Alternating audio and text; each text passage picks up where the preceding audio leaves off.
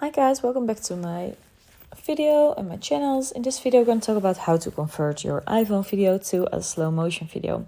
But first let's hit that subscribe and like button, it really helps me out. So what you're going to do is you're going to hop on Instagram and click on your profile on the right and then click on the plus button at the top and then click on Reel. Now you're going to click on, I'm gonna discard, there's already a video, but click on the plus button and click on a video.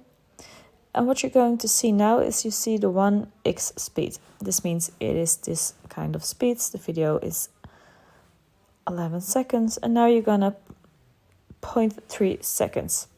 This means the video is very much slowed down. It takes 30 seconds right now. You can also click on 0.5, it's a little bit faster, but you can also click on 0.3.